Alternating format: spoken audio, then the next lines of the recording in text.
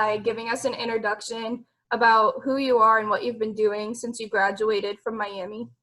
Yes, my name is Alhaji Ba. I graduated in 2014 as a mechanical engineer.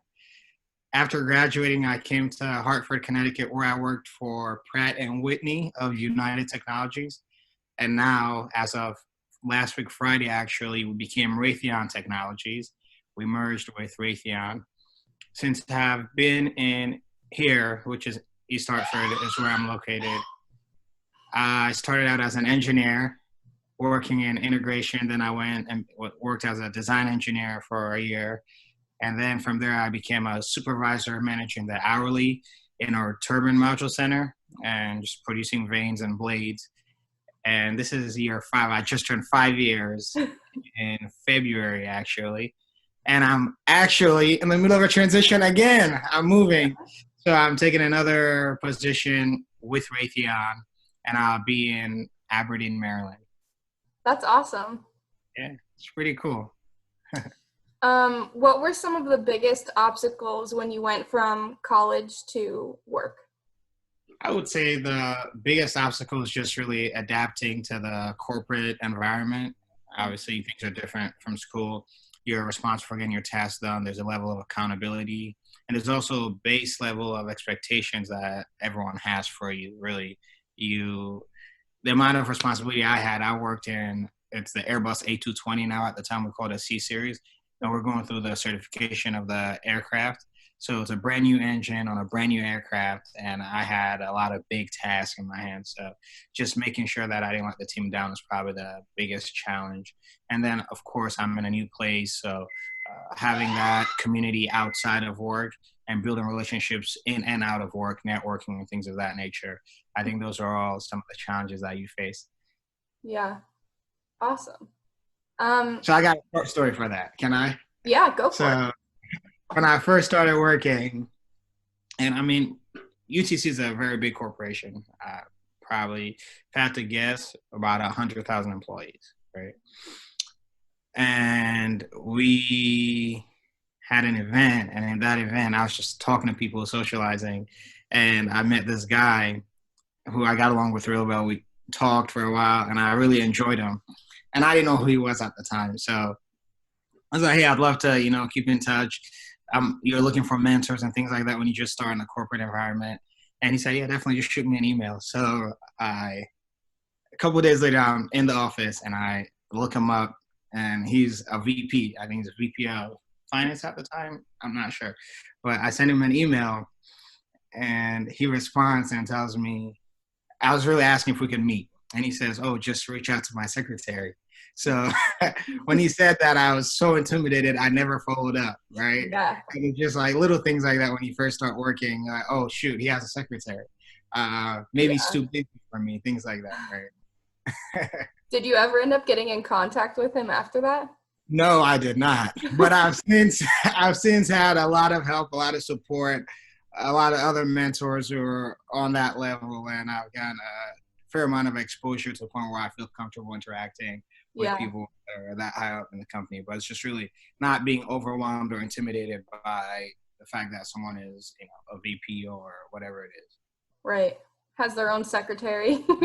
I was like, oh man, I don't know what that means. Maybe he doesn't want to meet with me. But that is normal protocol, actually, where they'll say, hey, my secretary manages my calendar. Mm-hmm. Reach out to them and they put you on my calendar. But I didn't know any better at the time. Yeah. So since leaving undergrad and working and working on different projects and processes in your career, have there been any unexpected changes in any of your work, and how did you overcome that?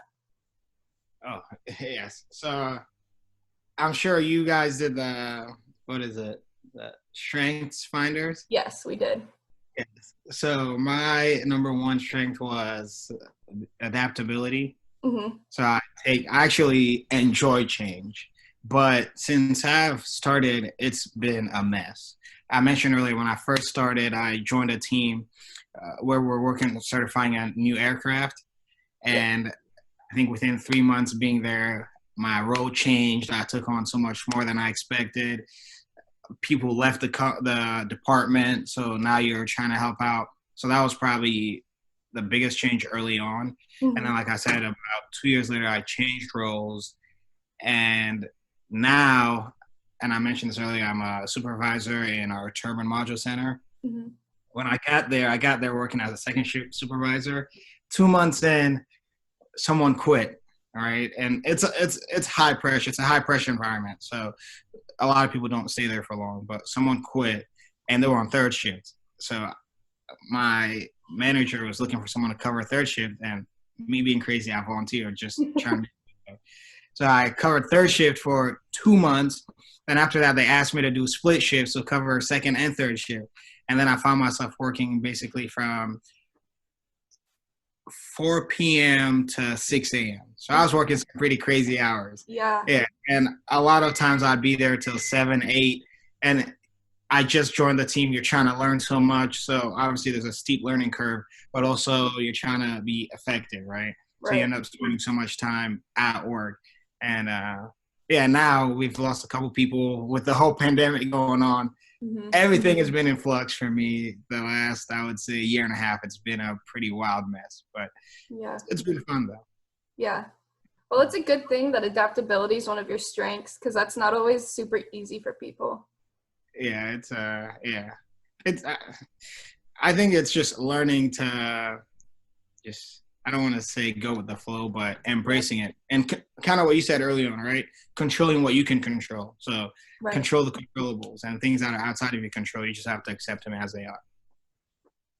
Um, so what have you taken with you from the Leadership Institute into work and what's been helpful? A ton, actually. So one of the first things that I think about in our senior year, we had a big old agile campaign. I Hmm. don't know if you still do that, but agile is getting bigger and bigger every day. I'm actually studying for my project management.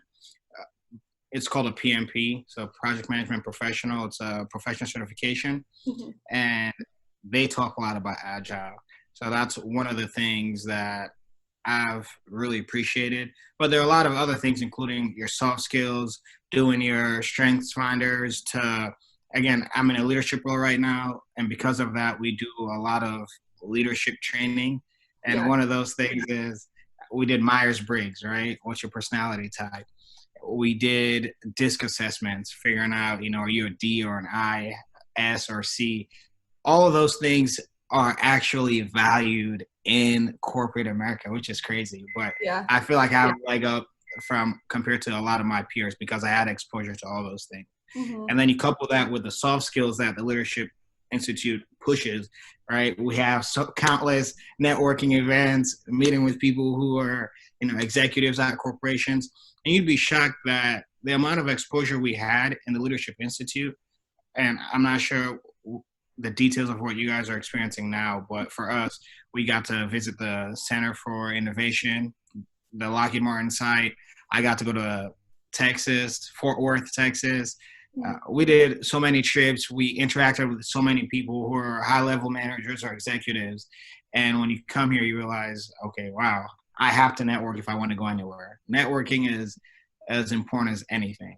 And I just read this book. I'm going on a slight tangent, but I actually just read this book. It's called Empower Yourself by Harvey Coleman. And there's an executive at my company. He says before he mentors anyone, he asks him to read the book, right? Hmm. And the book talks about PI. It's performance, image, and exposure. And it says that performance is only 10% of what it takes to becoming an executive, right?